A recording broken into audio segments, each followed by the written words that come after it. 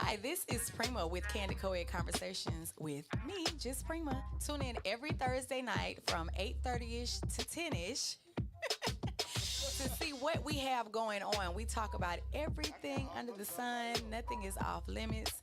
And call in 678-661-1819 with questions, comments, and feedback. Looking forward to it. Thanks.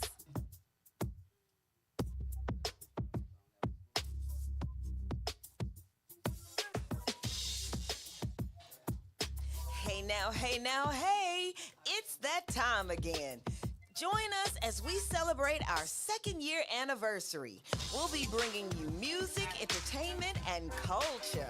It'll be here at the CLTV Studios, 6254 Memorial Drive, Stone Mountain, Georgia, 30083. Saturday, September 14th, 6 p.m. to 12 a.m. Save the date.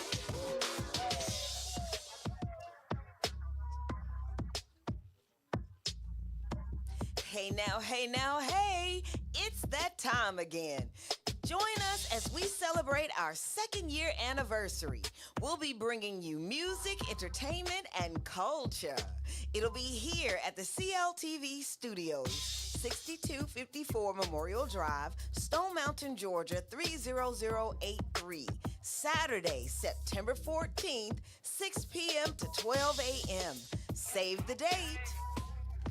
Hi, this is Prima with Candid Coed Conversations with me, just Prima. Tune in every Thursday night from 8:30ish to 10ish to see what we have going on. We talk about everything under the sun. Nothing is off limits.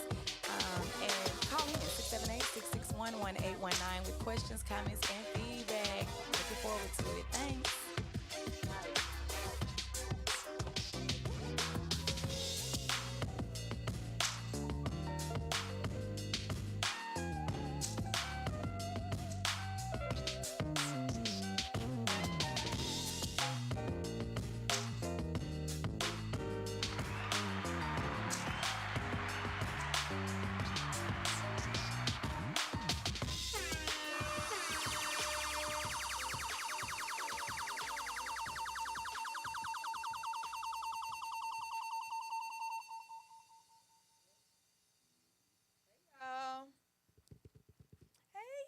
Welcome to Candid Coed Conversations with just me, Prima. It is Thursday night.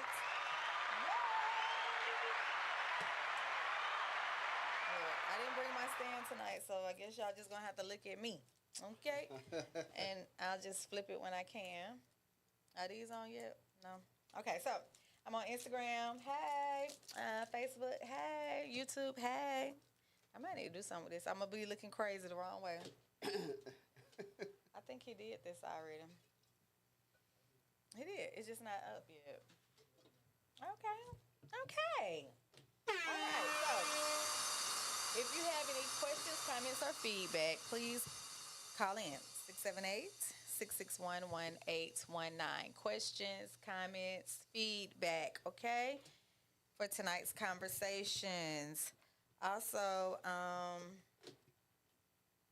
if you would like to be a sponsor, give donations, be a guest, 770-322-4022. Or if you know my personal number, you can call in and do that too, okay? Look, I don't think he wants to be in the picture over here.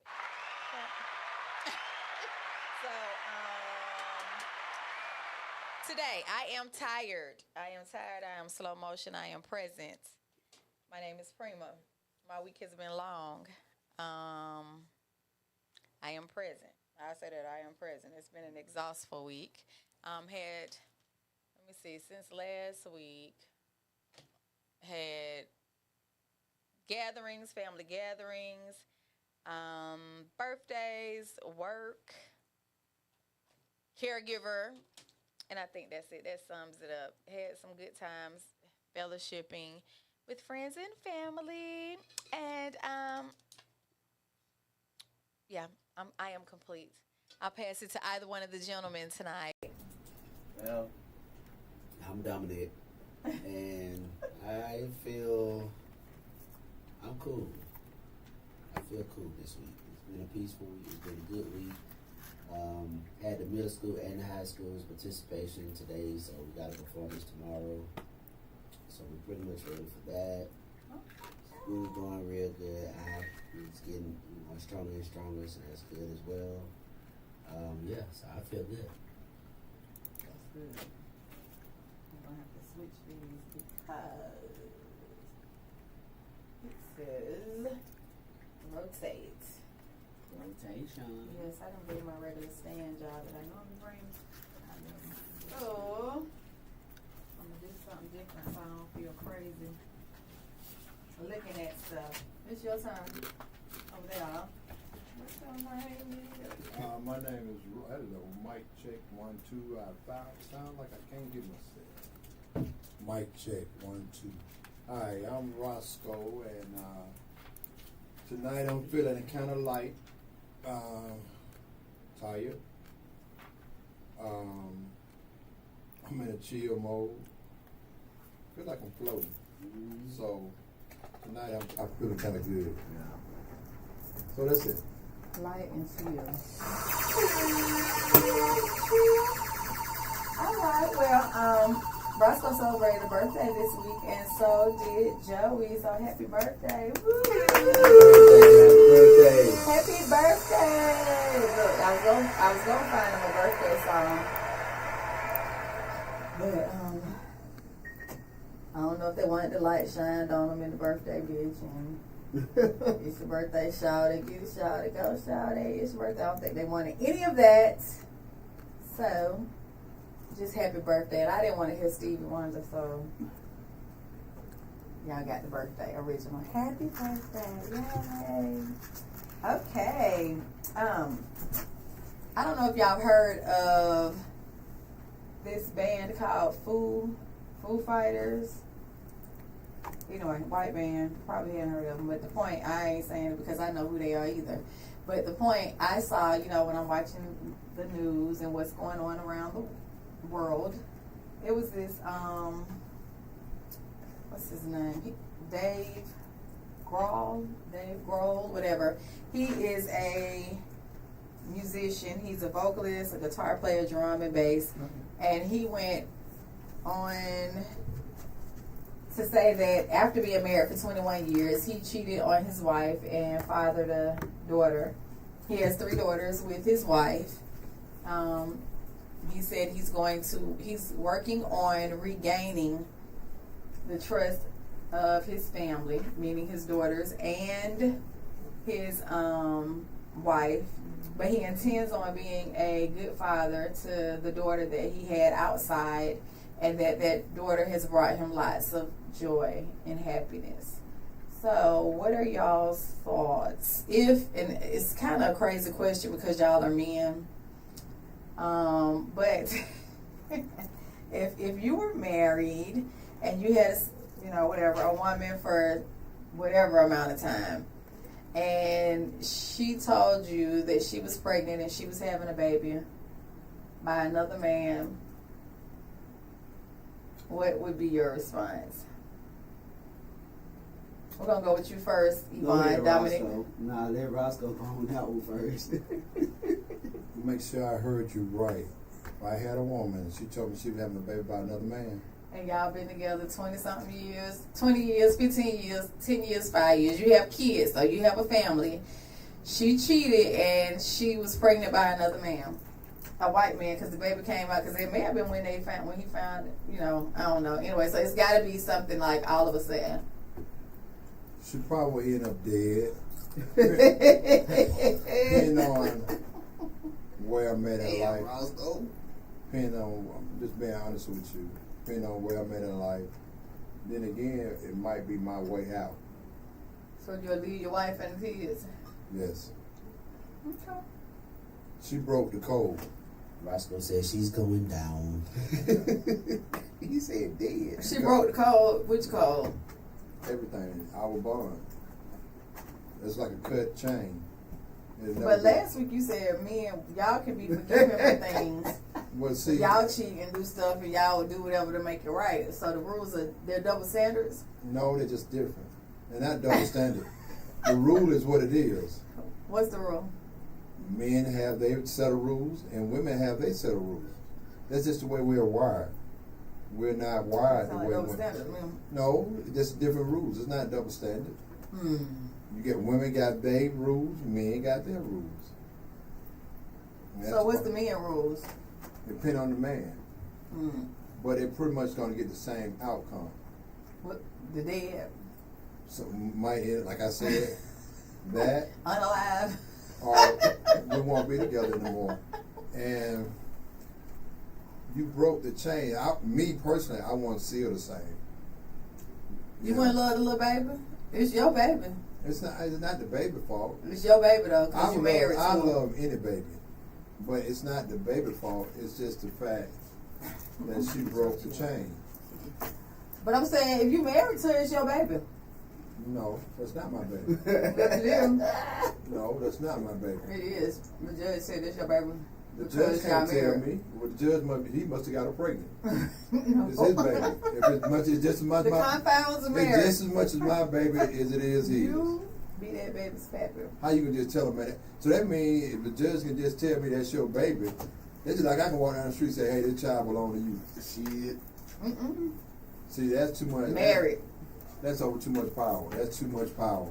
Nah, hell to the no. Okay. What about you, Dominic? Yeah. So, I don't believe in cheating. If I got to cheat on you, I'll be with you. If I'm not good. And I feel Okay. like If she cheated on you you cheated on me. and she got pregnant, and this Ray Ray baby, I ain't Billy Ray Cyrus, That between her and Ray Ray. what you gonna do about your marriage? Oh, I'm out. You not gonna forgive her? Yeah, I forgive you. Out the door. Okay. But y'all were married for better or worse? Y'all ain't gonna say them. I ain't gonna say them vows. Better or worse, sickness and health, death do us part. We probably don't say them vows either. Mhm. Who made those vows? That's not a standard vow. That is, it's in the book. That ain't irrelevant. But you don't have to say those vows. That's what I'm saying. You can make up your own vows.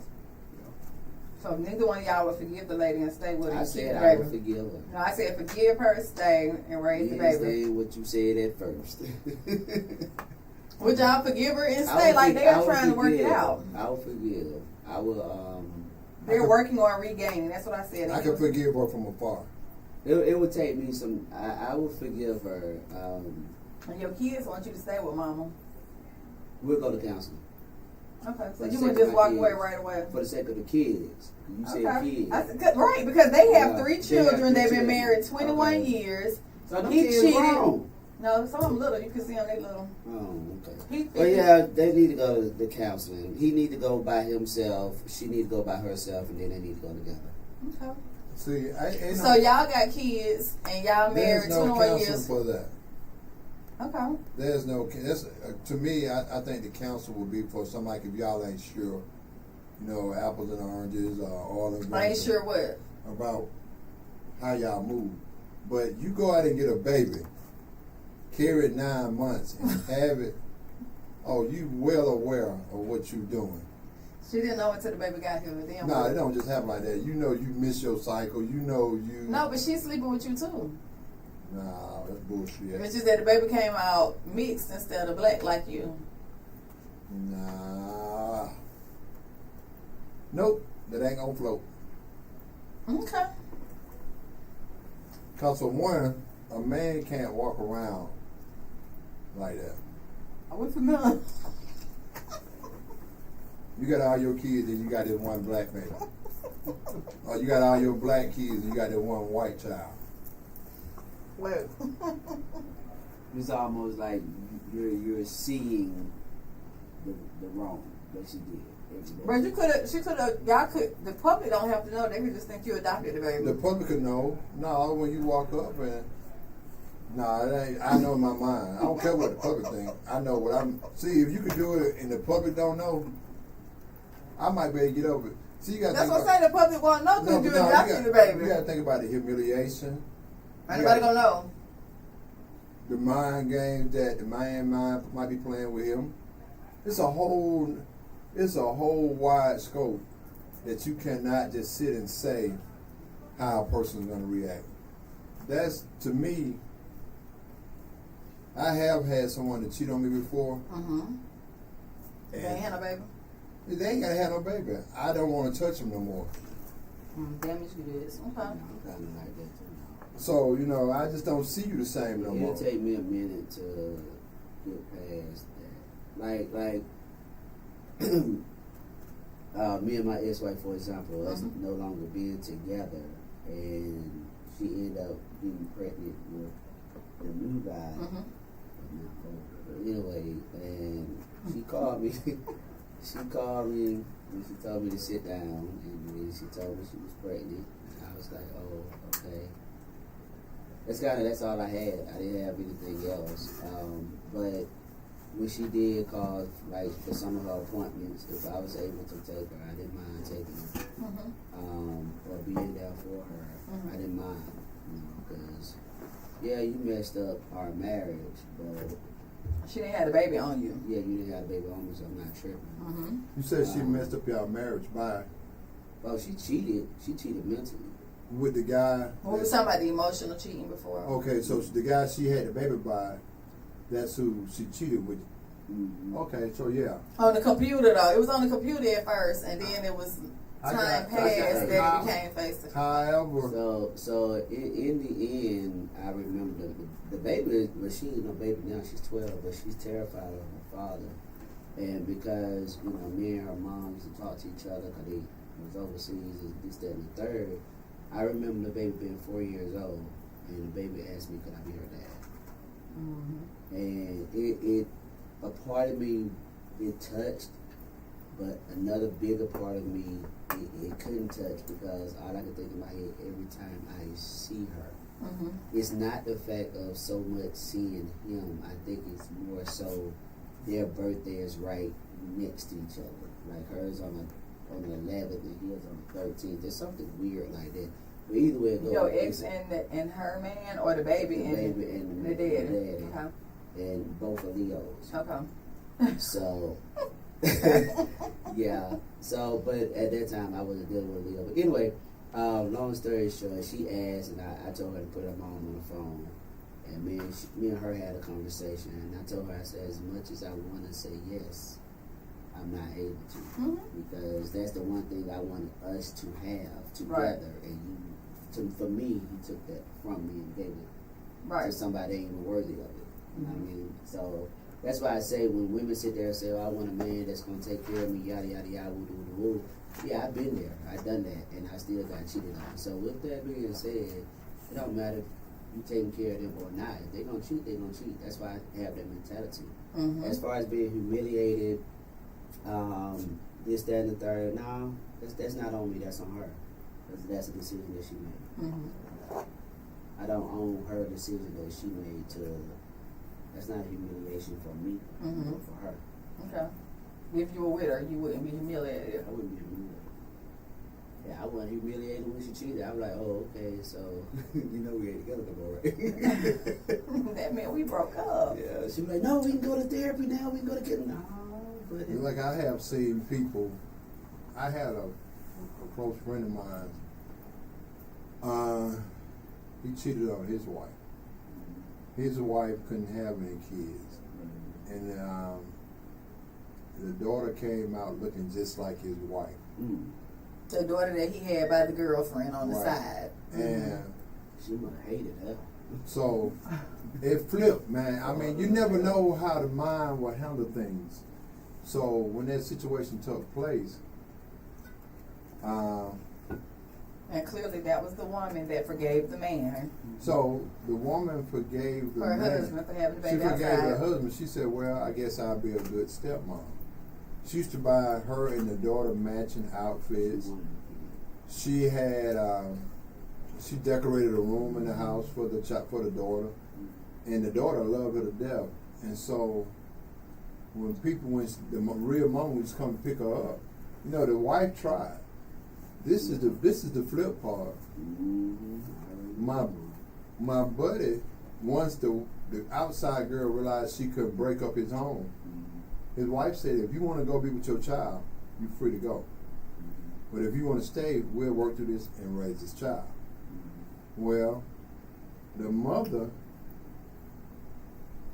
realized she did not win. She thought by having the baby, she was going to win.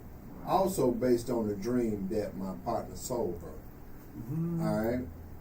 So he was wrong Always. so many kind of different ways. Right. All right. So the mother started seeing other guys. He couldn't take it when he go to pick up his daughter that another man was there. So, and he couldn't run 2 houses. Right. And so, you know, she told him, you got a whole wife at home. Get your daughter and go. You know, he couldn't take it. So he left his wife to try to be with the baby mama. And the baby mama like, nah. You know, he tried, but he couldn't hold her down because the baby mama like, nah. Right. Nah. Right. Nah. Now, at that point, she got what she wanted, though. Right. That's why she don't want him no more.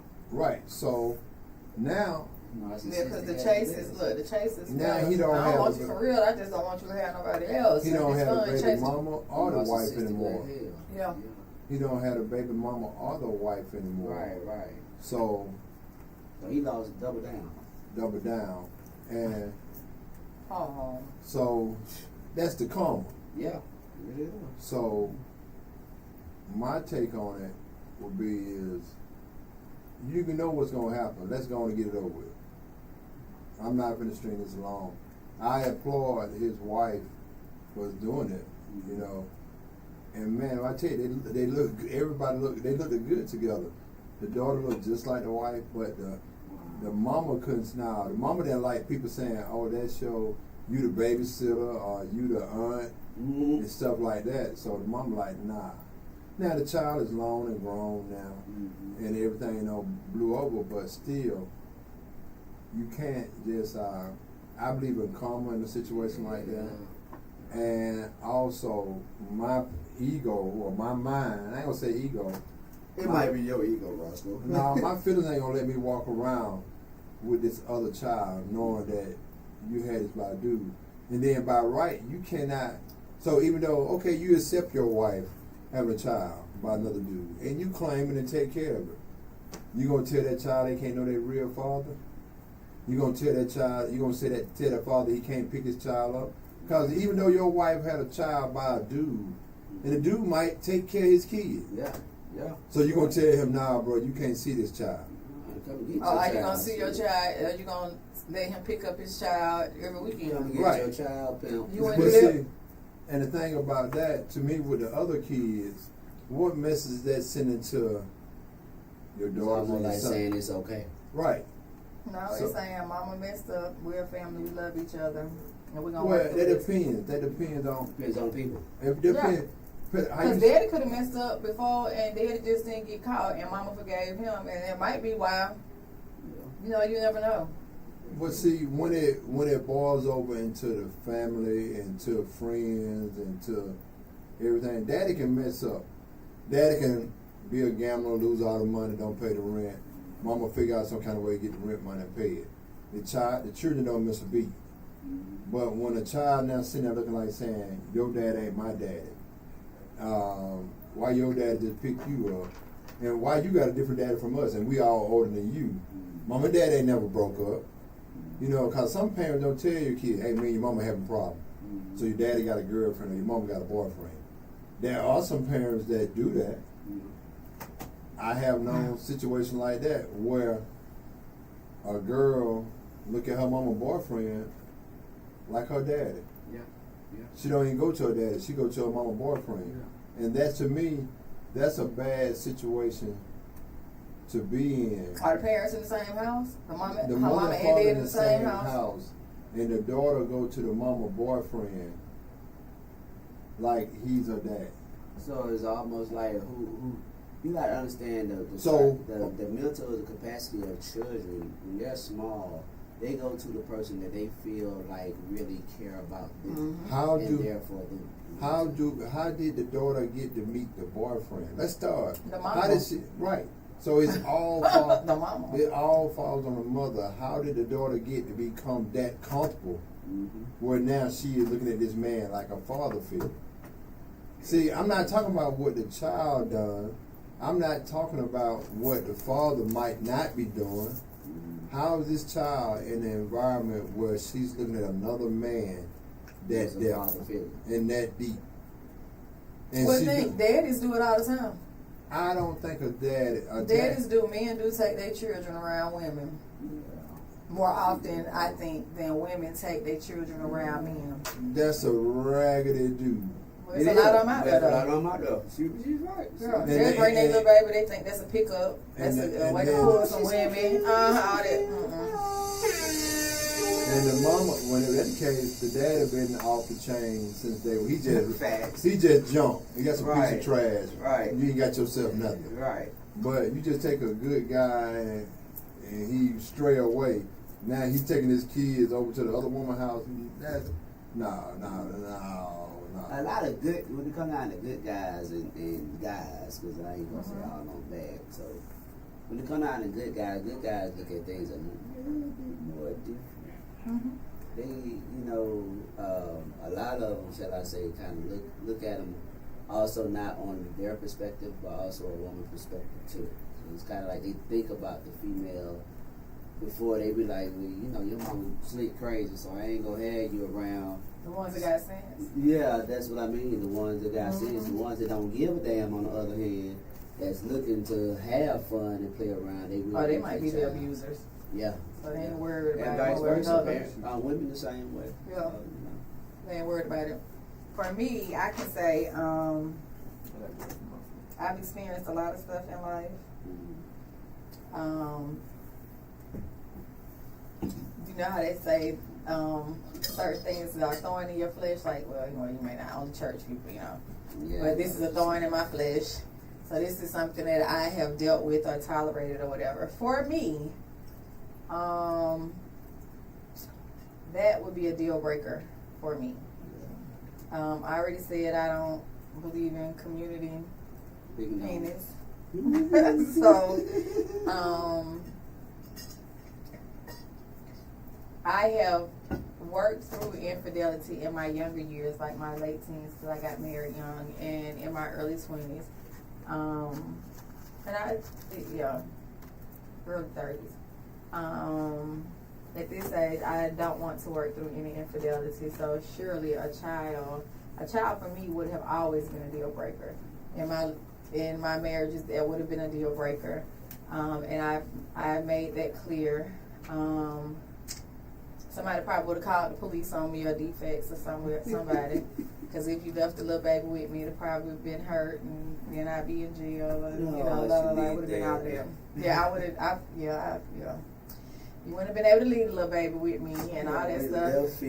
No, that's how I felt, and that's what I told them. You won't be able to leave little Ray with me if you fuck around and have the baby gonna be broke up because they're 2 months old. Don't leave it with me. Not my problem. Punishment, though. No, but listen, just like y'all said, that would be a constant reminder of the hurt. It would be a constant reminder. You think you finna leave your little baby with me? I wouldn't hurt the baby, though. Don't leave your baby with me then. It would be a constant reminder. You doing good to be here. The hell your baby gonna do to be here? Leave that baby where it's at. Okay. But for me, a baby was a deal breaker. Okay, so we're gonna go to the next question. I mean, I ain't worried about it. That ain't my problem. Now, I just said when I was younger, and no. Baby gone. Yeah. Baby. I don't know how it got over the. I don't know how I got over the balcony. I left the baby with you. I was asleep. I don't remember that conversation. Lies you tell. I ain't even seen that little baby. You know that baby wasn't supposed to be here. So anyway, yeah. No, that would be a deal breaker for me. So I wish David Grohl, whatever, the Foo Fighters. I wish him and his wife and children, all 4 of them, the best of luck. And if they can work through it, God bless them. That's just not my cup of tea. Thank God for that. That's not my fight. My bad. I guess I have seen men that cheat on their women. I've seen men that have cheated on their women, and their women stayed with them. And I asked them, I said, I commend you on that. They'll tell you, say, I'm not gonna let the other woman win. It ain't about winning. I'm losing every time I see that little baby. Some of them Do the circle. see. I'm listening. I don't think men don't. It's not a win or lose with a man. A man is it's about knowing. It is a win or lose because you win keeper. Because you said it's a constant reminder of what happened. And that's why a man is not gonna. Now, a woman might can deal with it. See, that's what y'all think is double standards. I'm the girl that can't. Right. But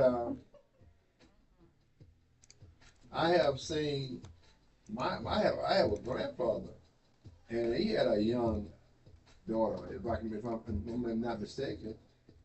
And I asked, my grandmother about it. She said, I don't care about that. I know where the checks go. Yeah, we all finna die. I don't care about that. So, it just depends on the person. Yeah, I'm not saying a person. Some people don't care too because they doing the same shit that the other person doing. That's true. How about that? Then it could be the other person could not be doing it. The other person could not be doing it. But there are some that do. There is some that do. But at the same token, like I said, All right, Tyreek Hill. Did y'all see that? The football player, Miami Dolphins, here from Georgia. It was on news. So, he got stopped for speeding before the football game on Sunday. And the police used excessive force. Well, y'all didn't. I sent y'all the videos. Yes. okay. Okay, so I need to save this topic up. We're going to have to go back to it when I have more people that watch this. I will say this. I don't think that excessive force should have been used. Exactly.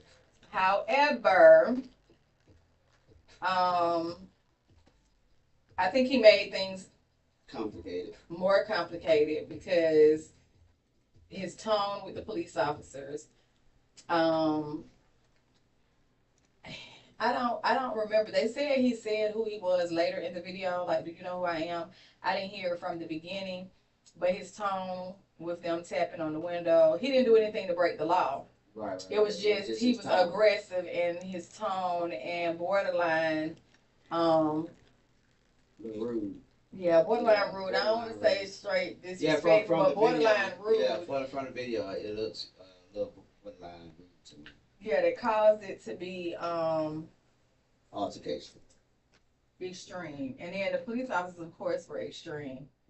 Well, see, I think it happened in Miami, right? It happened here. She knows where the check is going, but he No, he's on the now way to the has game. a new obligation to take care of a kid that he couldn't. Let's see. No, he was from Miami coming to Atlanta for the football game on No, Sunday. he was going to No. Miami. He was in Miami going He to was Miami on the way game. to the game. Oh, okay, gotcha. Okay, He was going to play, and then he was rushing and speeding. Yeah, so somebody else said on here his aggression was not necessary. I was trying to read the messages over here. So he got smart. He started talking about them like not touching his window. When he passed out his license, he rolled the window back up on them so they couldn't keep talking to him. Some people said that when you get an officer your ID, some people may roll up the window because they think they walking away from because of it. They do walk away. But he barely cracked the window like this to pass it out. Why y'all tapping on my window like this? Why you tapping out hard on my window? Why you tapping on my window like that? They were asking him questions and telling him or giving instruction, and he was combative. Let's say that. He was just being combative. And then when because he wasn't cooperating, they snatched him out the car, put him on the ground, la la la. He's calling seems like it was his manager or whatever on the phone to let them know what was going on. And the police were extreme. The police kind of were rude to his teammates. Then he began to talk about the expensive knee, his knee surgery that he had. And they was like, well, did you have surgery on your ear? It just went all left. I felt like it was a lot of ego going on. And that although he may not have said, hey, I play for the Miami Dolphins, blah, blah, blah, blah. I think sometimes because we have celebrity, then we act like we celebrity and like we're above certain rules or above the average. So I think he just made it go all the way left. And then in the end, although he was a victim of police brutality, so to speak, I think he escalated it. It made it worse. And the police escalated it. So if he had just been more cooperative, then things wouldn't have gone as far as it did. As well as the police officers, if they practiced what they supposedly supposed to be trained to do, then it would have went, a whole lot better. But anyway, but all of this was for a speeding ticket. Was speeding, and he was supposed to be getting to the game because Sunday was the beginning of the football, the main football season. So he was trying to get there, and they did win, so he won. So yeah, congratulations to them. And like he said, if I was not who I was, and he didn't have the people to come, like his manager or the people from the team and the teammates and all that stuff, he would have been locked up, or it could have been worse. So that I do believe is true. And then this attorney that was doing the commentary that I sent y'all, she said that if he had been Tyler or Tom Brady speeding up there doing the same thing, they would have just let him go. So of course, we know we didn't live in a world that things are different, rules are different. The thing about it, first the car drew the attention. Oh yeah, they didn't like. I think that too. They didn't like that he had a fancy car, nigga. This fancy car. And then the way he looked. Down there now. The way he looked. He looked like one of them thugaboos. Yep, and he was talking like it too. So, and one of the guys said, "Did y'all realize who that is?" Then now the guy like, "Oh, we done messed up." So my thing is this right here. I don't think a police just wake up and say, "Hey, I'm gonna pick on him. I'm gonna let him go. I'm gonna let that." I'm gonna kind of get that one. I'm not gonna get that one. You can set the stage, and for so long, it seemed like he should know. We don't have Hines Ward to get all type of athletes got pulled over in them fancy cars for speeding. And the police, you got to be crazy. He could have handled it different. He could have lost his life. Mm-hmm. And they'd have dealt with the lawsuit, Black Lives Matter, and Ben Crump and all the guys down there. And then a couple of months, a year later, it's gone. Somebody paint a mirror on the wall of you and whatnot. But that's he was a great football player. That don't change the thing. But then they'll start put somebody else up there. Then they'll go back, pull up a juvenile record and everything. How many baby mamas you got? You're not a stand-up guy. They turn around and try and all the good stuff you are and you've done. They say that and focus on the negative. Right. Well, they did. They already did that because they said he was beating up women and he was doing all that kind of stuff before. But he's a young guy. He's only 30. Right. I mean, so if he was whooping ass before, y'all already know this. I don't see why I keep bringing it up. Well, I don't know if the police knew it, but this is what they say on social media. Now they're bringing up his record. Well, see, immature. You got to think about it. When you take those people money, they gon' they got an ace in the hole. They can make you and break you. Yeah. See, a poor man, you lock him up. A rich man, you take his money. Yeah, because he was saying that too when they were telling him. I guess maybe they want to give him something or do something for him, whatever. And he was like, "I'm already rich. I'm already rich." Like when they was taking the handcuffs off, and maybe people were saying something about suing because they had spectators around. But he was saying, "I'm already rich. Like that ain't gonna do nothing for me." Mm-hmm. So I think the celebrity he used a little bit. Okay, John Bon Jovi. Y'all know who that is, right? Right? You don't know who John Bon Jovi is? Yes, you do. He do. Yeah. Oh, you busy working on your ones and twos over there? Well, anyway, he saved a lady. He stopped a lady from jumping off the bridge yesterday in Nashville. Yeah. I thought that was nice. They were saying that he's a helpful person and blah, blah, blah, blah. And I think that's great that people are still humane. We may see certain things and we can be celebrity or we can be so busy, but to take time to help somebody in need that was about to end their life and to be successful in helping that person, I think was a great thing and commendable. And I'm glad that he was present. He was somebody that was present that was able to help save this lady's life. I feel like a lot of people are truly, truly going through. Mm-hmm. And it's like for some, not all. They really just feel like they're on the edge to a half of a second from jumping over the cliff.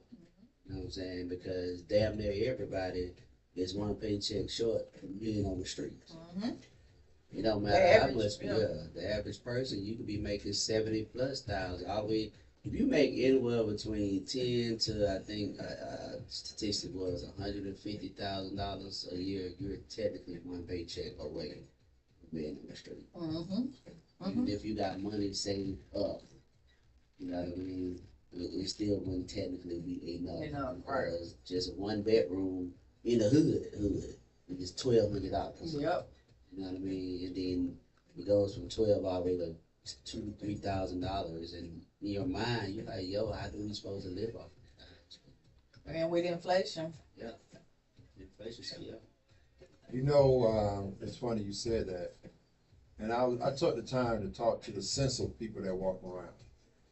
He said a lot of people lie about their income on the census, and then they get mad when 6 months, a year later, everything is high in their neighborhood. So, when the guy explained to me how the census works, if you tell the truth about your income, that's what they try to base the prices on. And it's not like you fill out a credit application. And so a lot of time, people pad their wealth out of shame or want to look like something. So if you, from the way the guy explained it to me, basic necessity of life, they say a person can live off of $30,000. No, you're not going to have a flat screen TV in every room. You're not going to be walking around with a 5 pair of Jordans and iPhone this, iPhone tablet this, iWatch. But you can have the basic necessity of life and survive. A lot of us have luxury. Just take around in this room. Between the 4 of us, I guarantee there's over 300 pairs of shoes.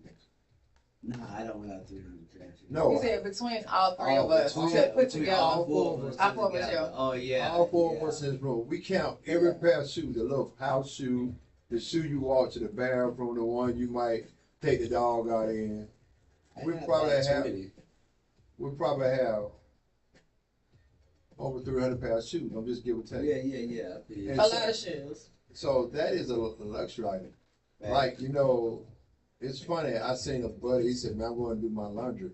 I'll be done in 30 minutes. I'm like, how you going to do all your laundry in 30 minutes? This dude got a pair of socks for every day. Right. A pair of underwear for every day. So right. basically, he got 7 pair of socks, 7 pair of underwear. 7 shirts, 7 Right. pants. And he keep it in rotation. Yeah. I was at the problem. There's not a problem. All right. But the average person. But the average person's not gonna do that. That's correct. Right. That's correct.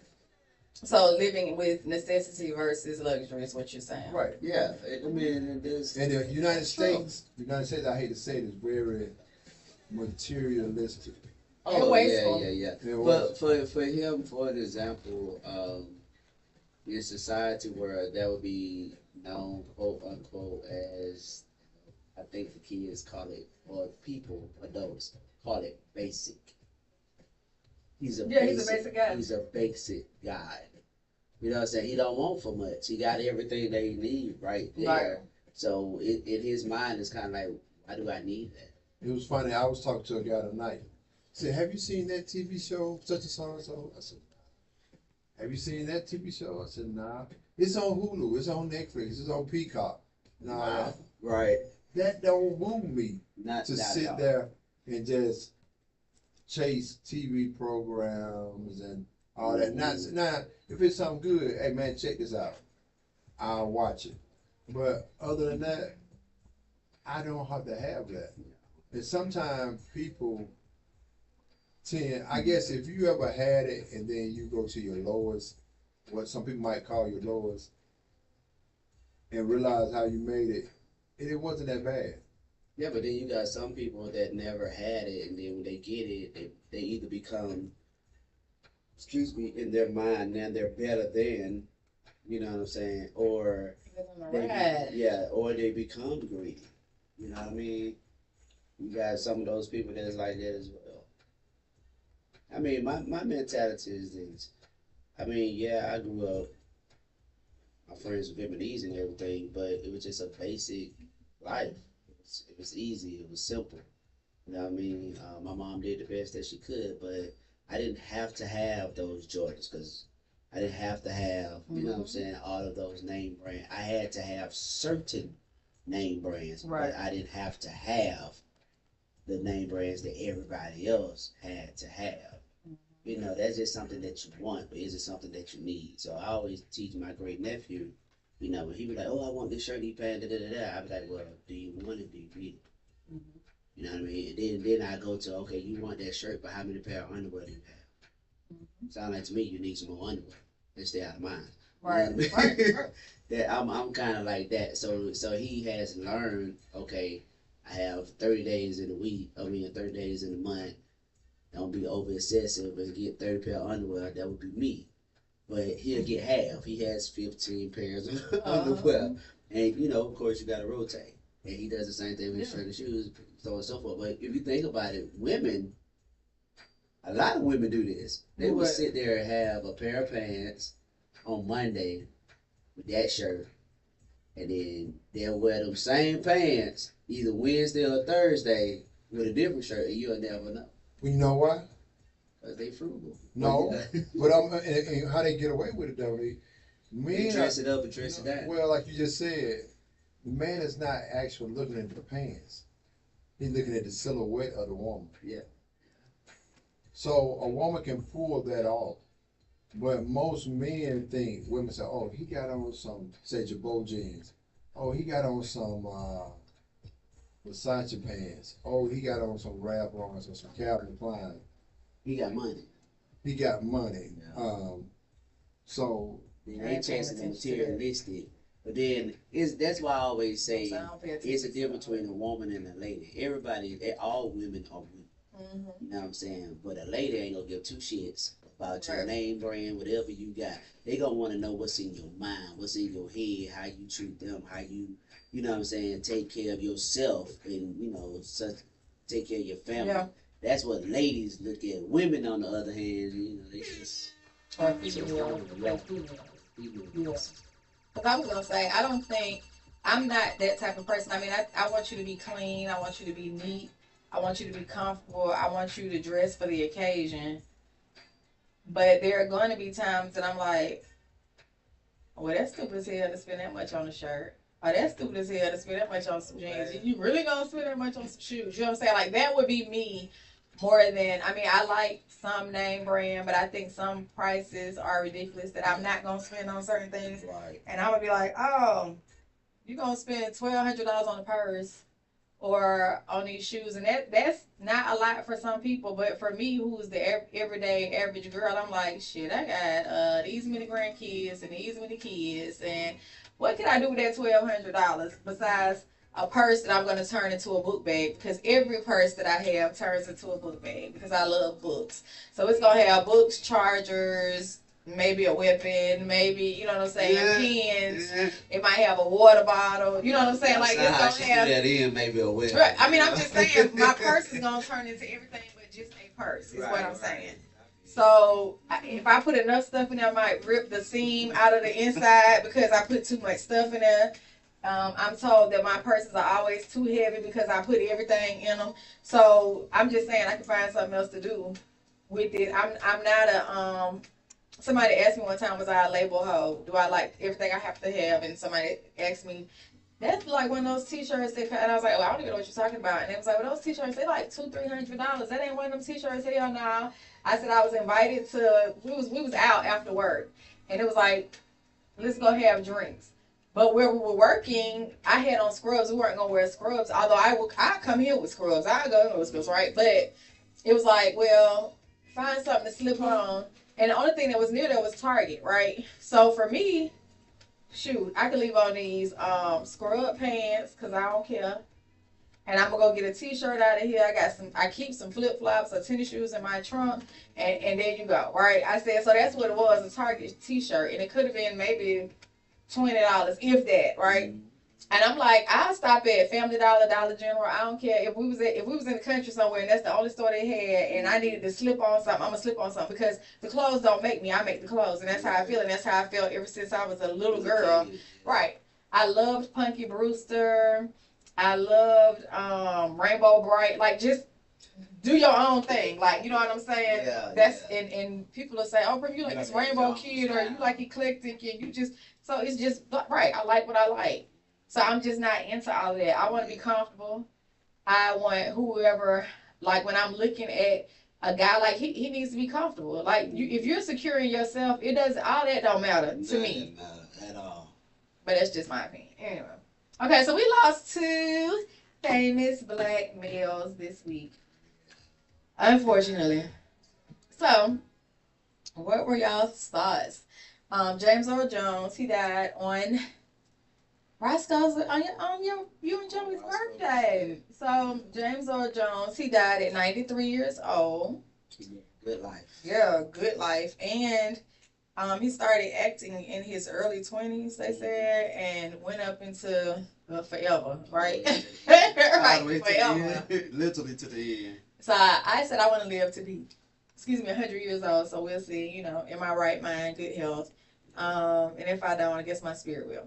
But what He was 930 years old. And then think about what are some of y'all's favorite roles that he played or that y'all remember him as or something? Because he had a very distinguished voice that you knew that was James Earl Jones. You know what I'm saying? So what movies or scenes or something that y'all remember with him?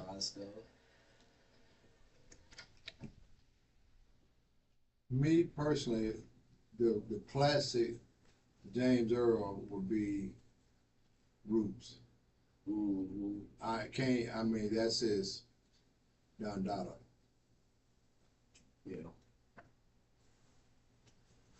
Roots. He done a lot of good things. He done a lot of good movies. But Roots is the one. Okay, for you. I think a lot of people would say it. Well, I like him as God. He typically plays like God, just in movies, period. Like there's several movies that he plays the voice of God. Sometimes to why it happens. I can't condemn Tony Quinn for playing that. Only Tony Quinn can condemn himself if he does not achieve several things. Going toward a more militant What is that? attitude about their own identity. In many ways are way ahead of the black man. James Earl Jones is arguably one of the finest black actors to have graced both the golden and silver screens since the 1960s. Like fine wine, the Hollywood veteran has aged gracefully, having acted in several blockbuster movies and stage productions throughout his lifetime. The Coming to America star has seen it all, heard it all, and conquered it all, displaying his versatility by taking on challenging roles. His awards also speak volumes, as he belongs to the esteemed class of actors who have won all that there's to win in the world of movies and stage theater. However, the black community appears to have some sort of disdain for the nonagenarian. It is as if they have a bone to pick with the seasoned actor, as he doesn't get the flowers that he deserves. Okay, so people like I like him in I like him as Mufasa on The Lion King. Darth Vader, there was a lot of controversy with that because he wasn't the actual Darth Vader, but one of my aunts was talking to us and telling us that when he was younger and he was the voice of Darth Vader, that he recorded for hours and hours and hours, and he got paid a very minimal amount of money and really not residual on his recordings for Star Wars, for Darth Vader. And he, made comments on that deep, resonant baritone, truly singular for generations of moviegoers. I am the father. he's figuring out the Star Wars computer. fans and Disney devotees who space didn't have bug. to see James Earl Jones to recognize him as the voice behind So he was talking about how he didn't get paid what he was supposed to get paid for it. Mufasa. Rise with you as the new king. or an upstart cable news network. Okay, go ahead. Yeah, so how he I would say how he matriculated, let's say, in the film industry and began to get paid what he was worth, where he said he was one of the actors that did not get paid his worth from the beginning. And a lot of African Americans did not get paid what they was expected to be. But to live to be 93 and to experience and be a actor in demand, and for him to be well known not by how he looked, but the voice. You get what I'm saying? The voice. And I was waiting on what we're gonna see when Reds comes back. This clip that somebody put together, and when he's talking, it reminded me of like God talking to God's children or something. So I wanted him to play that. So we'll see if he can get to it. And then the other person, and he was from Mississippi too. Anyway, the other person that we lost was Frankie Beverly. Yeah. And yeah, I like Frankie Beverly. He put on a great concert. Whenever you went, it was definitely worth it. It was very interactive. Definitely. And he died at 77. Yeah. So to live a full life. So there were a few songs that I wanted to hear a minute of, or 30 seconds.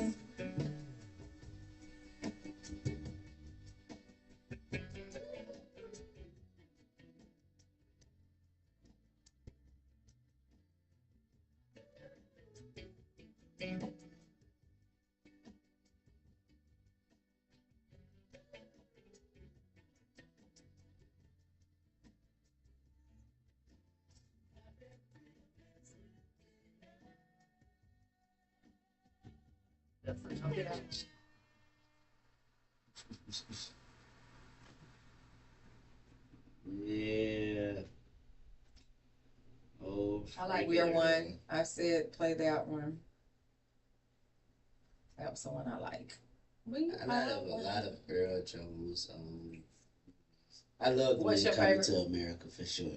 Yeah. Yeah, that was an awesome King. movie. Yes, and Sandlot was another one of mine that I liked them in. Now, all movie I can think of, The Hunt for Red October, and I love them in Lion King, of course. Yes. Simba, you deliberately disobeyed me. Yeah, and he was oh, my cousin was talking about it the other day, Claudine, where they lived. That's old though, like black and white movie. Man, that is black and white. Right. Yeah, that's old school.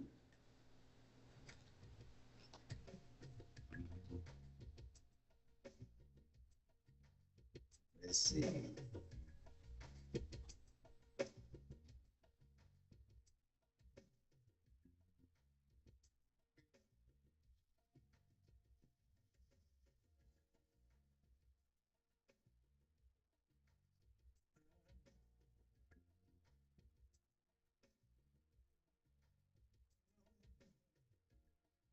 The other side of his race was starting to slowly come out. Oh yeah, they said his race, James Earl Jones' race was Irish, African, and Cherokee. I think Cherokee Indian. So he did look more like that. And Frankie Beverly, his real name wasn't Frank. His first name wasn't Frankie. His first name was Howard. Yeah. So that was interesting. He said he saw somebody acting or playing or something to do with music, and their name was Frankie or Franklin or something, and that's how he became Frankie. Yes. The BMA Awards was on too yesterday. Did you get to watch it? I didn't watch it either. I didn't. But I saw some clips. I mean, I really don't watch TV. I don't watch a lot of it. I watch a movie, you know, if I'm dating somebody, I will watch a movie too, or something like that. But just by myself, I don't have time. Okay. I'm doing a lot of music that's, you know. So what's your favorite Frankie Beverly? Back in Stride again. Happy Feelings. Laid Back Kind of Girl. And I like all of you. All right, so now the presidential debate. Turn that down. The presidential debate. What did y'all think about the presidential debate? I think it was funny.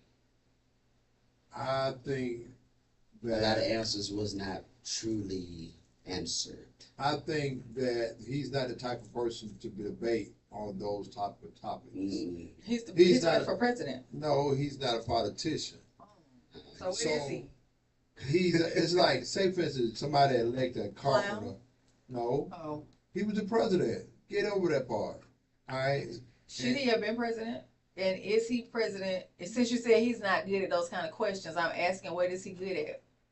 Now, somebody probably talking about a business, buying a building, things that he does, and the way he's running based on that. We had people like lawyers and politicians to make decisions, and that's why the country is in the shape that it's in. I'm not saying he's right, but that's his angle.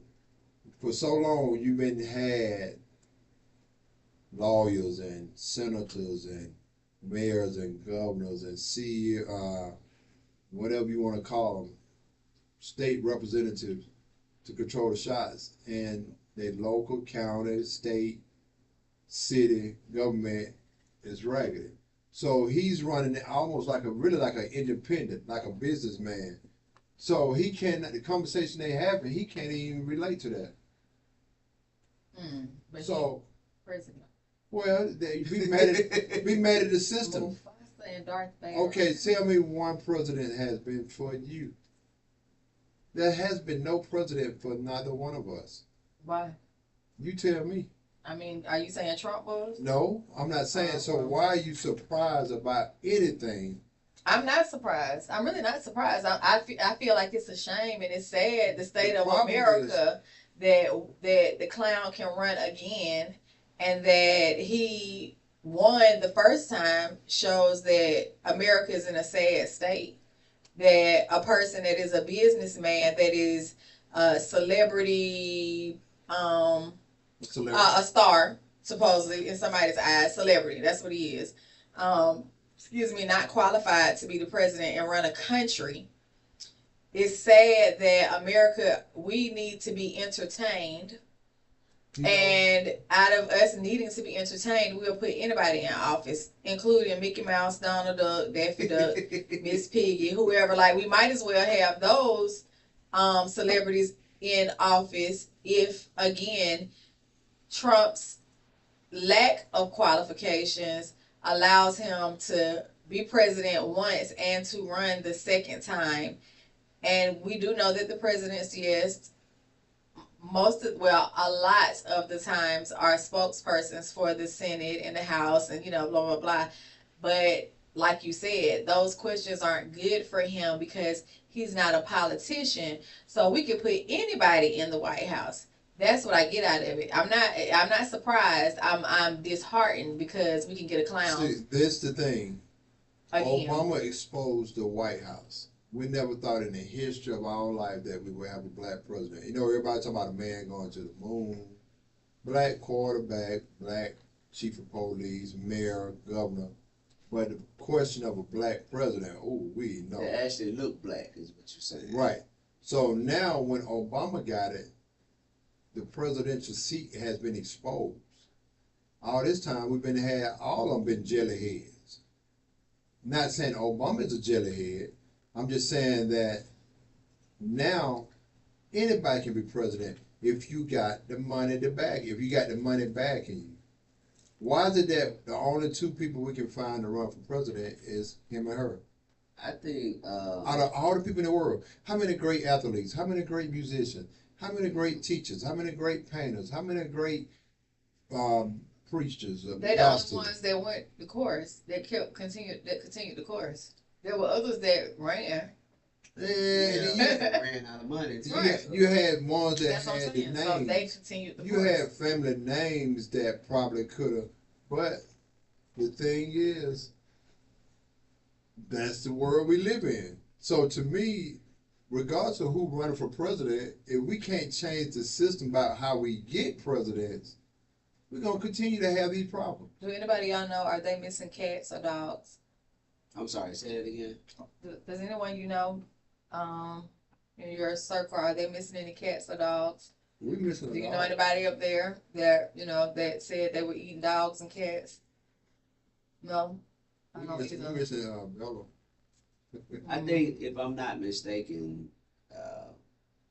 all the presidents, the last few that we have had, I think Obama was the smartest when it come down to education. There was some article that said Obama 'Cause a was lot the of only person that wrote his own speech. He was the only president that A wrote lot his of own presidents were former speeches. military guys. Yeah, I think Bill Clinton and Jimmy Carter they was military. wasn't they a, was like very military. they were military guys. Bill was smart. I know Bush, his GPA was a C point average. So obviously, Because he was reading 9/11, the book And was see, if you think upside about down. a lot of the presidents went to the Naval When the tower- Academy. when the towers were hit. They went to the elite Did you do that? schools, whether they passed right. or whatnot, because of the family paid for them to go. But But so they was groomed to be where they are. Right. The thing of what I'm saying is this right here. And bad as it sounds, Kanye West, if he probably wouldn't have messed up with the Jews, he and could everything, have possibly been. he president. probably could have Yeah. ran for president Yeah. and went to the wire.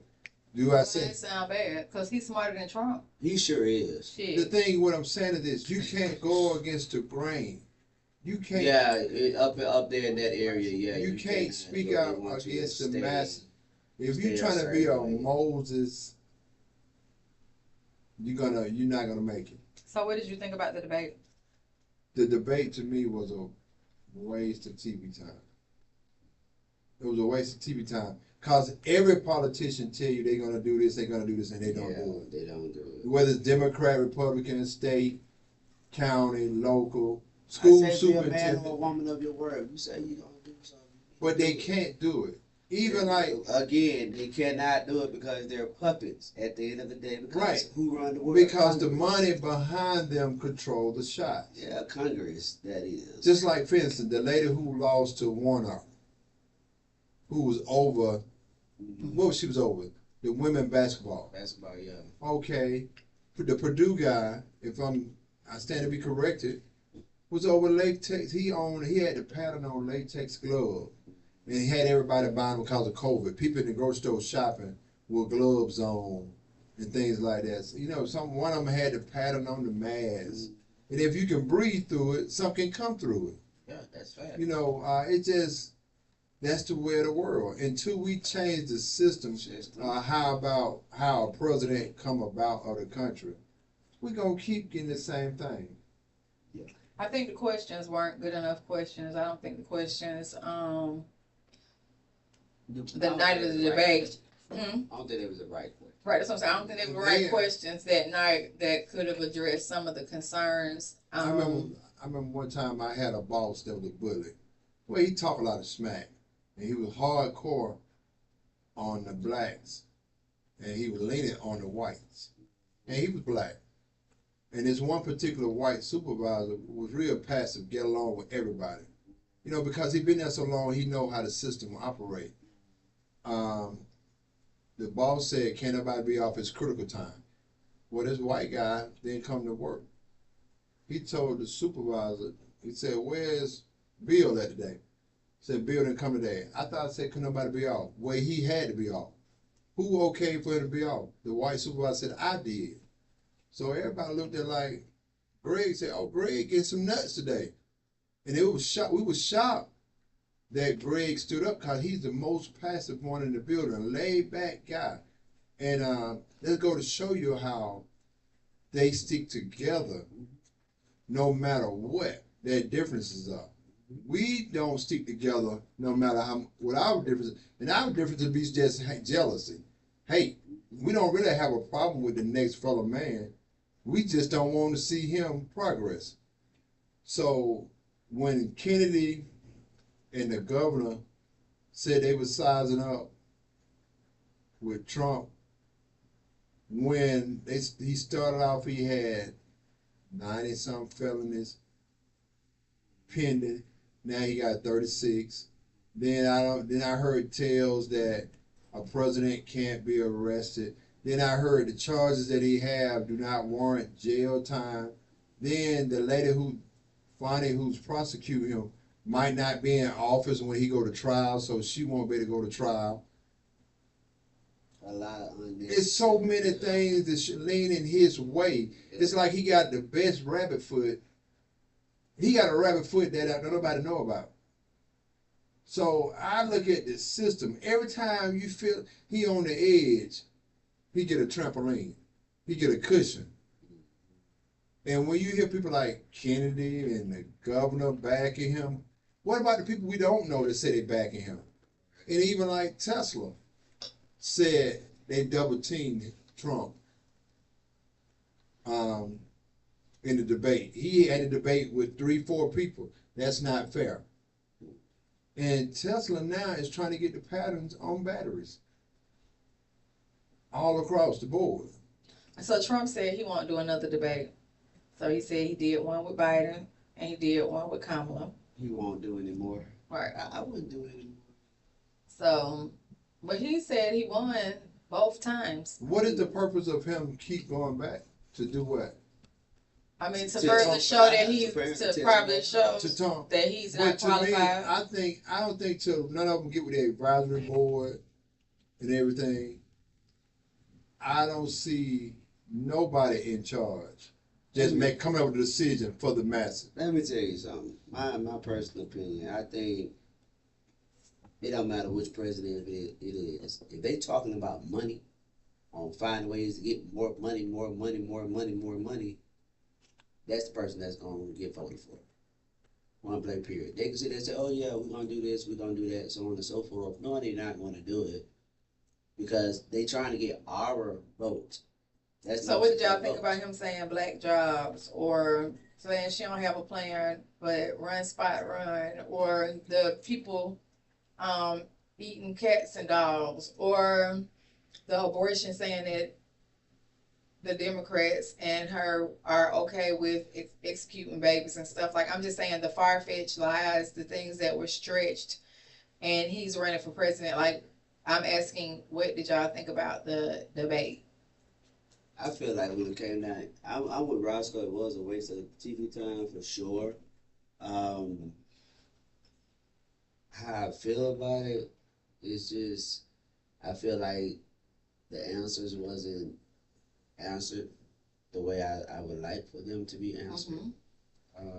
Then I feel like it was a lot of going around the question versus taking the question head on and tackling it. Yeah, it's a little depressing in some aspect. You know, you kind of look at the TV and be like, damn, this was where we really at, like for real. As a country. We progressed, but then again we digressed, I guess, or you know, like Yeah, and a celebrity. Yeah. And then, to me,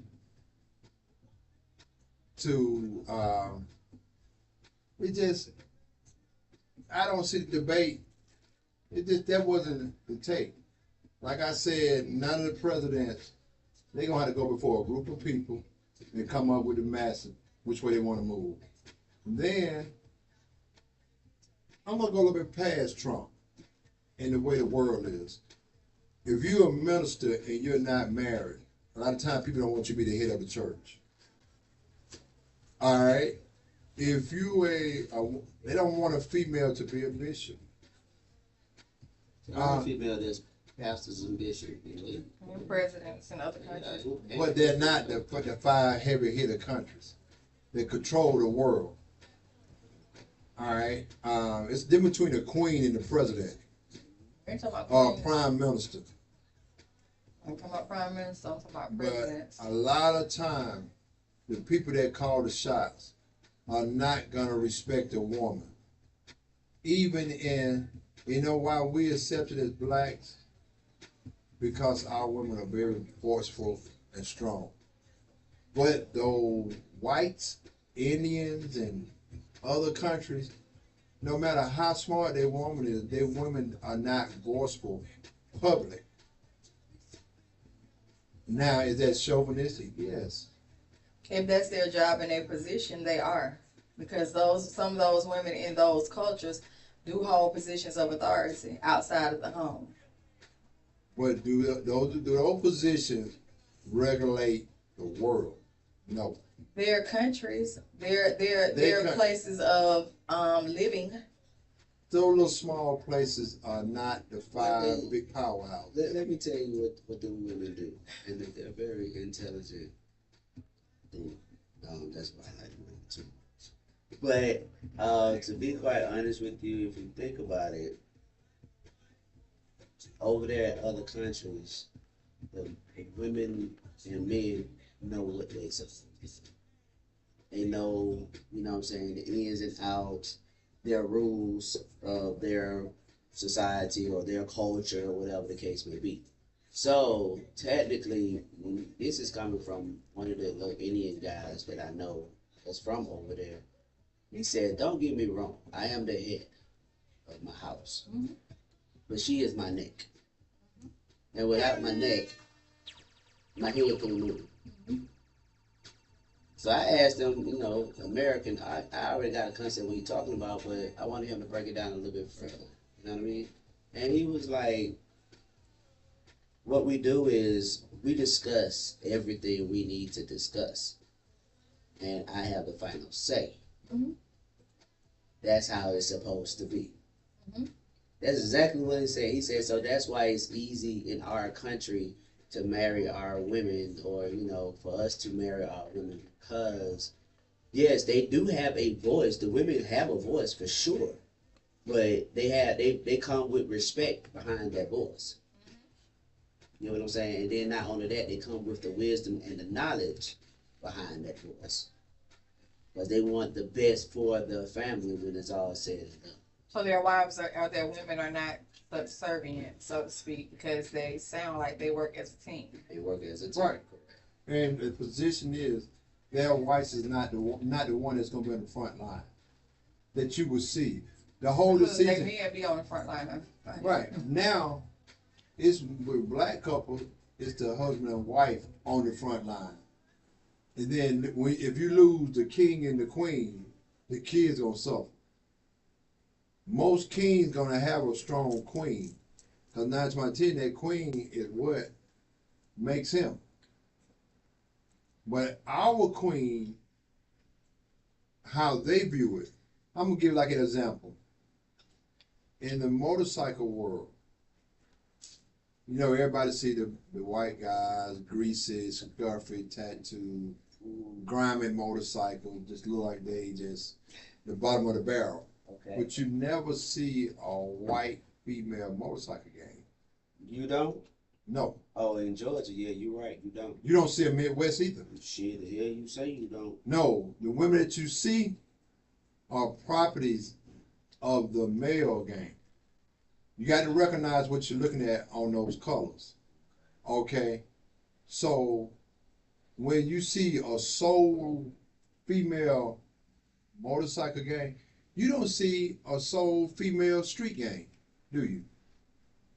Regular motorcycles. So just take a street gang like, say, Crip Bloods. Nah. Right, it's all men. Not saying that women are not affiliated, are not a part, but when you speak of certain organizations, it's the men. Yeah, correct. Not saying the women ain't the backbone or the brain or the organization. And no matter what happened in the world, the foundation don't change. And it's like, I'm gonna give you another example. A mason can be an Eastern Star, but an Eastern Star can't be a Mason. It's so many different things. That's because America is ran as a patriarchal society. Exactly. That doesn't mean it's right. It does not mean that women are not capable. And it doesn't mean that women don't hold a position. Right. I don't believe in being double standard. Right. But see, they don't see it as double standard. They see that's the way it is. They. Who is they? The powers that be. Okay. So no, it doesn't make it right. I like the way he said that. That's it. But it doesn't make it. But it doesn't make it right. Right. That's all I'm saying. Like if you get a chance, I'm tell you something. I know, Prima, you sent out topics and everything. I think we should watch the documentary. Watch. I think. Look, I think we should. And when everybody watch it and do come up, Dominique, I think you would like this one. It's about a guy called the Black Godfather. It's a movie? It's a documentary about this guy named Clarence Avon. Let me put it in my phone now so I can watch it at work. You watch it in spurts, you know what I mean? Because you won't lose yourself because it's that deep. And this guy would go places. Everything that ever happened, from entertainment to Muhammad Ali fight to Ray Charles to get his license, James Brown singing "I'm Black and I'm Proud," to Shine and Puff Daddy, Biggie Small getting shot. This man, throughout all that, determines who go to jail, who get their record deal. Michael Jackson, everybody. And he was told by a group of guys, they told him, say, hey, we want you to move to California to handle this situation. So he moved next to Muhammad Ali. They said, that ain't what we told you to move. He said, I'm next to Muhammad Ali in Beverly Hills. No, it's an area bigger than Beverly Hills. Beverly Hills is what we know, like people know Buckhead here. He said, no, I want you to move da-da-da-da. Well, his next door neighbor was Liberace. There's a big difference. So they even asked his wife, you always look pretty. How much does it cost to get your hair done? She said, I don't know. They said, huh? They said, well, how much money do your husband give you? He don't give me any money. Your dresses are da-da-da-da. How much do they cost? I don't know. Everywhere we live, my closet is already furnished. Every car, I don't pay car insurance. I don't buy gas. I don't buy groceries. This group, he paying the cost to be the boss. No, he don't even know. They asked Whoever, him. They asked he's in the giving her movie, that in the lifestyle. documentary. They asked him, say, well, how much money do you make? He said, I don't make any money. They said, well, how you able to live like you do? How you able to move like you do? He said, now I'm told to go, and the doors are open everywhere I go. And when you see this guy, I'm gonna tell you what he reminds you of. The radio host on the Martin Lawrence show. He looked like Jamie Foxx's uncle on the Jamie Foxx show. Oh man, okay. So you were like, this little bitty guy is that powerful? Yeah, you'd be surprised. And you'd be, I'm talking about, he determined if Quincy Jones is Quincy Jones. Right. He determined if Stevie Wonder is Stevie Wonder. This guy is that strong, man. He's dead now. He died. He wasn't murdered. You'd be surprised.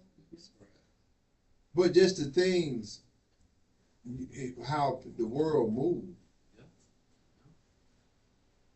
Okay. Common courtesy. That's what we're supposed to be talking about, man. Common courtesy. Let's go to common people. Common courtesy. People need to learn common courtesy. When we were young and we were growing up, I feel like I was taught common courtesy. You see elders, your old people, your grandmama, you leave out the room, or if they want to watch certain things on TV, you let them watch whatever on TV. You may go get grandma a piece of chicken out the kitchen or whatever. You're going to let them have your bed. You're going to carry their bags. You're going to let them watch whatever they want to watch on TV. The elders. Respect. Common courtesy and respect, right. No. Okay, now, in comparison, I'm saying what things I experienced that were considered normal, common courtesy and respectful, that you see I'm working to the difference between then and now. Y'all's input on common courtesy then and now. Like for example, my mom come in town, right? And she hates sleeping in my nephew's room because teenage boy. Y'all know where that can go. Yeah, so she I have a TV downstairs in her den with the sofa, and it was getting late. So I said, all right, Mom, come on the switch. You take my bed and I take the sofa. Mm-hmm. She said, oh no, I'm fine on the sofa. I said, but bed, Mom, soft. But the TV is bigger down here. That's what she said. So I said, okay, that's fine. But you offered. But I did offer. and make sure she was comfortable, and that's, to me, that's hospitality. That's common courtesy. That's just what you should do and supposed to do, to me, in my mind. But there are a lot of people that don't give a damn where you sleep. Actually, they don't want you sleeping at their house, let alone Right. So it just depends. She just came down week before last, her and her sister this time, so her and my auntie, and I said, all right. I didn't know my auntie was down there, so I went down there. I was like, hey, you down here too. So in my mind, I'm like, all right, I got to get on my bed. And I thought about it. I ain't giving this my bed this time. Nephew, it's your turn. Right. And so he was like, okay, no problem. And he ended up sleeping downstairs on the sofa because it's only one of him. Right.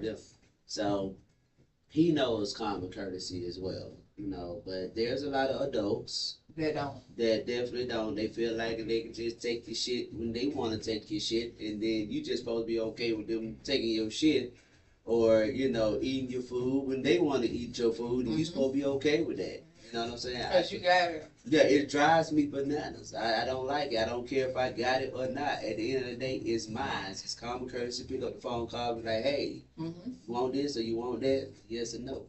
You know what I'm saying? So, what's some things you would talk that you feel like a common courtesy that people don't really do now? Young people, old people. I would say the language that young people use around older people. Yeah. Even when people when we caught ourselves drinking or whatever, anything that was foul, we would not do it in front of our parents. Like I see guys smoke weed around their parents. I feel like that's disrespectful. Excessive drinking around your parents, I find that to be disrespectful. So like 1 or 2 drinks. Like if you're at the house and y'all having dinner and you got a glass of a drink, 1 or 2 drinks, yeah. But if you just walking around with a bottle and as you get in the bottle, your speech change, your demeanor change, that's disrespectful. To me, if your parent come to visit you and spend the night, you should set it out for them. Make sure they extremely comfortable, because they made you comfortable enough where you are able to provide to make them comfortable. So I would think more or less the respect that we show elderly people, our language, the way we might dress around them. A lot of times the young folks figure because they got of age, they are equally wrong. Well, a lot of times that's the parents' fault, to be honest, because if you sit back and analyze these kids nowadays and then you turn around and have a conversation with their parents, then you watch them two interact with each other, you be thinking in your head, damn, who the parent? I agree. I ain't saying all parents, right? But I was gonna say with that, what I've noticed is that in broken households, parents parent different. True. So what you may be able to do with your mom, Yeah, you can't do with your dad, vice versa. and vice versa, right? So one parent may say this is wrong or judge a child a certain way based on their way of thinking. But if the child is used to doing certain things with the other parent, then they don't know your boundaries. You get what I'm saying? You sit there and explain to the child, look, man, you might do that over there, but over here, this is not what right, and that's what you would have to do. But if children are adults, so I'm not talking about disrespectful things because we'll go on and on and on about that. I'm saying what's common courtesy. So when I'm saying that, I feel like there are people that you go out to eat and the other person that you're with, somebody else at the house, you may eat everything they have at the house, but then when you come in, you bring one meal for yourself. You bring one meal for yourself instead of bringing enough to feed everybody. I had a sibling that, although I was accommodating my sibling's child along with my children, my sibling, whenever my sibling decided to pop up, would come with one Happy Meal because my sibling had one child there, but your one child is here all year.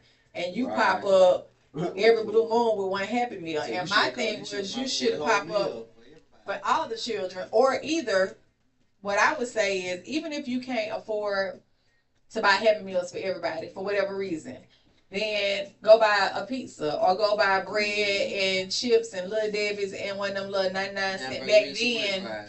Right. Or one of them old, the old gallon jugs of juice that was like 99-cent long, and I'm saying 30 years ago. But whatever the case may be, I'm saying you make it work for everybody. The whole. To me, that's common courtesy, right? Where if someone is always looking out for you, and somebody else has always got your back, I feel like a lot of young people, and there are some grown people too, but they feel entitled. Or they feel like, and we owe them something, or somebody owes them something, so they don't have like common courtesy. There are some grown people that don't even say thank you when you go the extra mile for them, or when you do stuff that you don't have to do, but common courtesy. So my question is, what has happened to common courtesy, and have y'all noticed that common courtesy, which is different than respect? Common courtesy, thinking about somebody else besides you. That's almost like, for example, with my nephew, because I always have to use him as an example. So I give him money, at the end of the week, for an example. And he'll say, well, can you drop me off at my friend's house? Can I spend like da-da-da? All right, cool, no problem. Can we swing by the store and get something to drink? Okay, cool, no problem. And in my mind, I just gave you some money. So this is the reason why you want to go in the store, because you want to buy yourself something. So I was like, I think I'm gonna give myself something today myself. I don't really eat a lot of stuff, but anyway.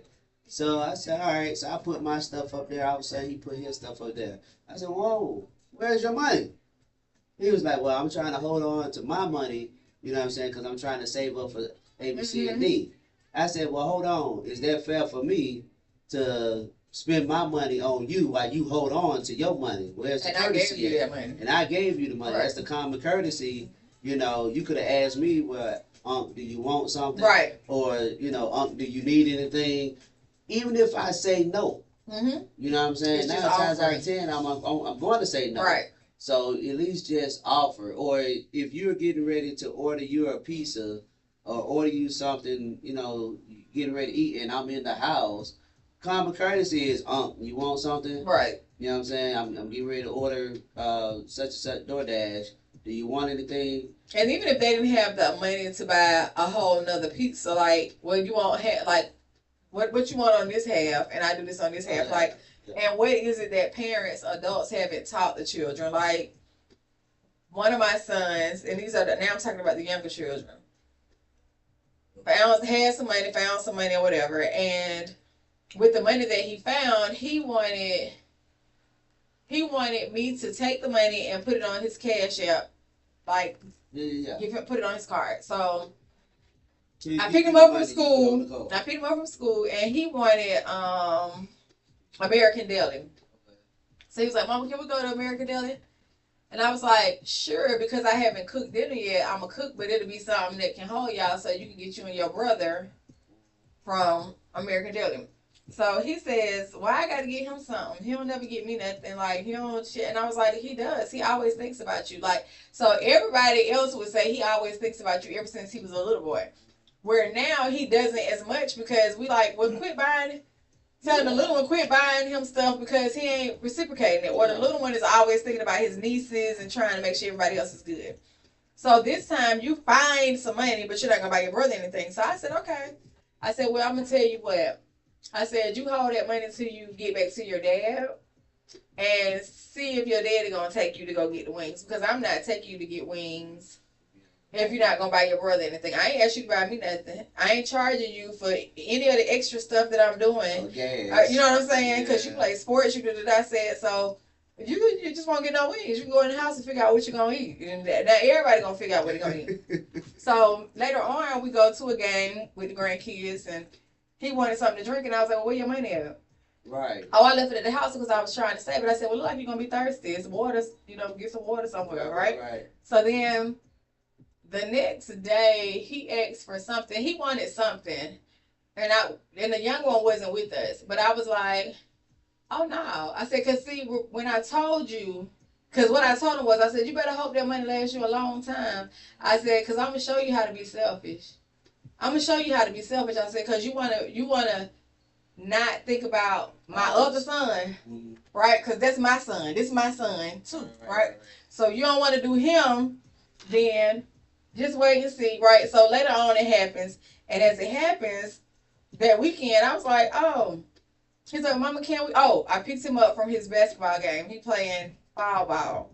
So he's so hungry. He said, oh, I'm hungry. Can we go to Wendy's or can we go to? We can't go nowhere. Where your money at?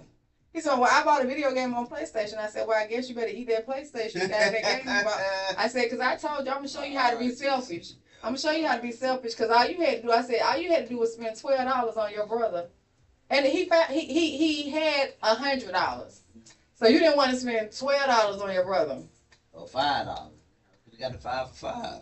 But what you ain't going to get is nothing from me. So as my thing is, when you're around, especially when you're around people that aren't selfish, when you're around people that exhibit common courtesy, because I think that goes back to parents as well as the adults that surround them, whoever, like what has happened.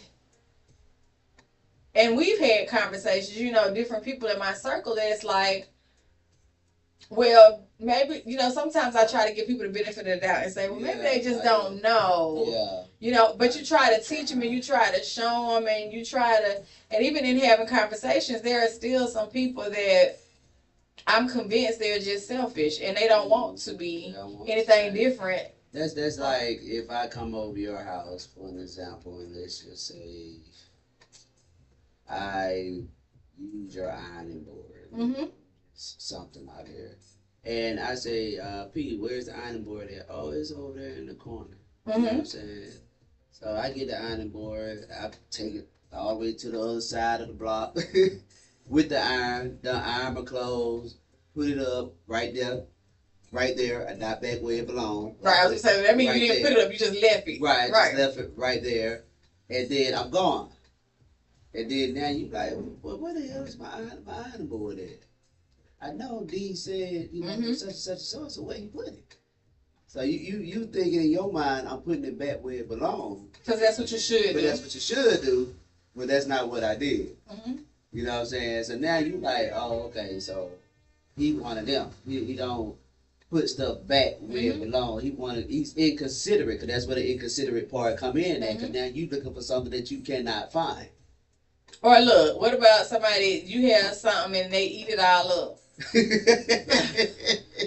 and they don't replace it. Yo, I be bad. I ain't gonna lie. They tell you they ate it up. I be pissed off. I really do. That's inconsiderate. I cannot stand going in my refrigerator knowing damn well I put some stuff in there, and I come back, my food be gone or my drink be gone, and I be like, what the hell is that? So we not going. You can at least call or text me and be like, hey, do you want the rest of your food or do you want the rest of your drink? Then I can tell you yes, no, you know what I mean? But you didn't even do that. Like, oh yeah, that shit drive me bananas. I'm in life. I seen both people that's inconsiderate and people that just don't know. Then the people who don't know, the reason why a lot of them that way, they go without lacking. Like for instance, I seen, I guess with my kids, we bought so much unnecessary stuff. Just say Capri Sun and the little juice Huggies and popsicles and all that. So they would tend to either go bad or just be there forever till you throw them away. So when they go to somebody's house, they wasn't really like, ooh, can I have? So a lot of people who grew up not having, and then when they get to a certain point, they're not intentionally being inconsiderate. They just trying to hold on. And because then you got the ones that get everything, but they don't want to share with nobody. It's still selfish at the end of the day. It's kind of like, because some people don't know what they're doing. Some people don't know what they're doing. I would say I would give a child that answer right there. He don't know no better. He Well, a they're- kid, like, for or instance, you know what I'm saying? I seen two of my But closest grown adults, after a certain age, in my mind, especially if I have had conversations, just general conversations of how I am, to me in my mind, you didn't take consideration of how I am to not do what aggravates the shit out of me. You get what I'm saying? Whereas Especially a child, if I told you. yeah, especially if I told you, I get on my nephew all the time. For an example, I done went through 25 damn iPhone chargers in 6 months. Where's the chargers at, man? So what he'll do, he'll go in my room. I said, look, I wrote his name. This is yours. This is mine. Don't touch. All of a sudden, I go in my room. Okay, the first time he was slick with it. He put his charger, his phone on the charger in my room. All right, I'll give you that. The next time, though, is missing. Now I'm pissed, and I want to curse at him, but he's only 15. But where the hell is my charger at, man? I left it in the country, or I left it at such and such and so. Why you take it out the house? So now I don't have a charger, so now I gotta go to the car, use the car charger, then turn around and buy a new charger. Man, you know, I don't like that. You know what I'm saying? Especially when I have had that conversation with you. Even if with my homeboys, it's the same thing. It's certain things that they know. Like, for example, all us get together and we hang out all the time, at least once a month, right? They already know what I'm not gonna do is cook. So they don't have an expectation that Dominic is going to cook. But they have an expectation that Dominic going to bring everything you ask or everything that you need so you can cook. You get what I'm saying? So they understand certain things, it would agitate me, and certain things, yeah, he just not going to do that. You know what I'm saying? So that's still common courtesy. That's the respect of we have with each other. That's courtesy of, okay, like I'm not a drinker. I don't drink. Besides my sake, right? But I know everybody else might drink Bacardi, or everybody else might drink whatever other liquor that they have. Sometimes I bring a liquor bottle for them, but it's not for me. That's the courtesy that I have. Right. You see what I'm saying? But majority of the time, I will bring the cups for them to put the liquor in, because I don't drink. Yeah. You know what I'm saying? So you gotta have common courtesy. You gotta have morals. You gotta have standards. You gotta have respect. My philosophy is this: do unto others as you want done to you. You do not want me to take and or touch your shit. Leave my shit alone.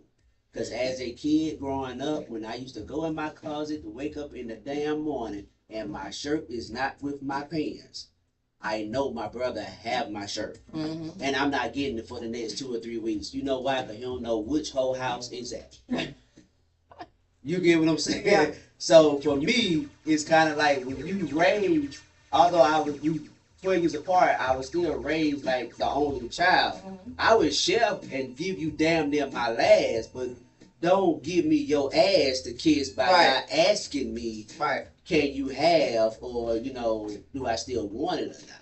Yeah, because that's inconsiderate. Yeah, or do I want something to eat, or do I want something to drink? Or, hey, Or replacing what you or use, replacing whichever what you one drink. gonna do. You know what I'm saying? If you ripped up my damn shirt and you know you didn't mean to do it, it was an accident, at least have a conversation. Hey man, I ripped up your shirt, or I don't know where your shirt is, or I misplaced it. But if I loan you a DVD and you turn around and give it to 12 different of your friends, and I ask you, where is my DVD? Oh, shoot, I don't even know, such and such and so and so. Technically, you was inconsiderate, number one. Then number two, you owe me a replacement of a DVD.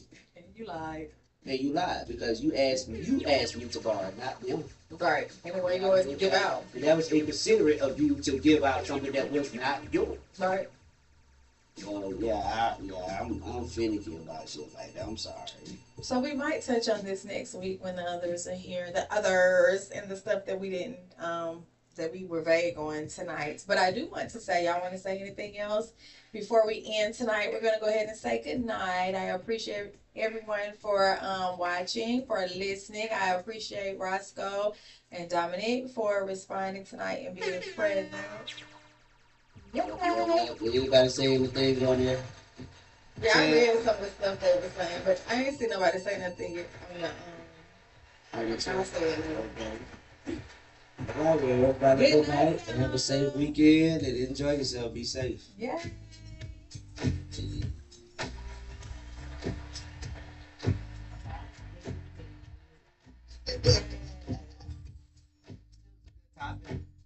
Oh yeah. Hi, this is Prima with Candid Coed Conversations with me, just Prima. Tune in every Thursday night from 8:30ish to 10ish to see what we have going on. We talk about everything, nothing is off limits. And call in 678-661-1819 with questions, comments, and feedback. Looking forward to it. Thanks.